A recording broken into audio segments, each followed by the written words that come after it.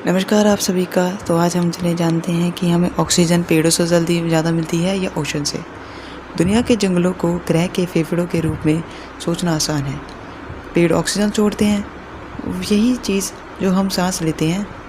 पेड़ जितना बड़ा होता है उतनी ही ज़्यादा ऑक्सीजन छोड़ेगा, लेकिन हमारे ज़्यादातर सांस लेने लायक हवा ज़मीन से नहीं आती, यह दुनिया के महासागरों से आती है।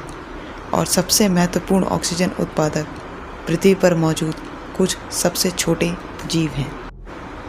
हम जिस हवा में सांस लेते हैं उसमें 78% नाइट्रोजन और 21% ऑक्सीजन है। बाकी कार्बन डाइऑक्साइड सहित बहुत कम आम गैसों से बना है।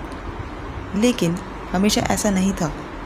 600 मिलियन साल पहले तक पृथ्वी के वायुमंडल में 5% से भी कम ऑक्सीजन थी।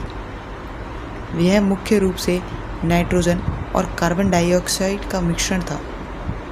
ज़मीन पर पौधे 470 मिलियन साल पहले तक मौजूद नहीं थे। पेड़ ऑक्सीजन में वृद्धि के लिए जिम्मेदार नहीं थे। तो यह कहाँ से आया? महासागर से। वैज्ञानिकों का अनुमान है कि पृथ्वी पर ऑक्सीजन के उत्पादन का लगभग आधा हिस्सा महासागर से आता है। इस उत्पादन का अधिकांश हिस्सा समुद्री प्लैंकटन से आता है।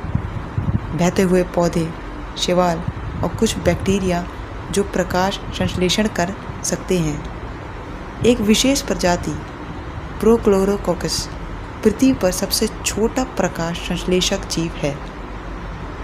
लेकिन यह छोटा बैक्टीरिया हमारे पूरी जीव मंडल में 20% तक ऑक्सीजन का उत्पादन करता है। यह भूमि पर सभी उष्णकटिबंधीय वर्षा वनों के संयुक्त प्रतिशत से भी अधिक है।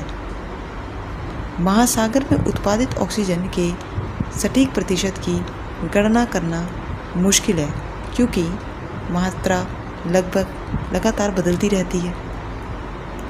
वैज्ञानिक उपग्रह इमेजरी का उपयोग करके प्रकाश संश्लेषण करने वाले प्लैंकटन को ट्रैक कर सकते हैं और महासागर में होने वाले प्रकाश संश्लेषण की मात्रा का अनुमान भी लगा सकते हैं। लेकिन उपग्रह इमेजरी पूरी कहानी नहीं बता सकती है। प्लैंकटन की मात्रा मौसमी रूप से और पानी के पोषक तत्व, भार, तापमान और अन्य कारकों में परिवर्तन के जवाब में बदलती है। अध्ययनों से पता चला है कि विशिष्ट स्थानों में ऑक्सीजन की मात्रा दिन के समय और ज्वार के साथ बदलती रहती है।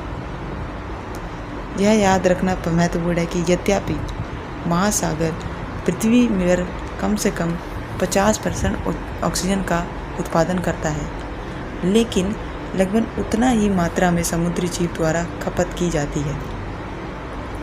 भूमि पर रहने वाले जानवरों की तरह समुद्री जानवर सांस लेने के लिए ऑक्सीजन का उपयोग करते हैं, और पौधे और जानवर दोनों ही कोशिकीय श्वसन के लिए ऑक्सीजन का उपयोग करते हैं।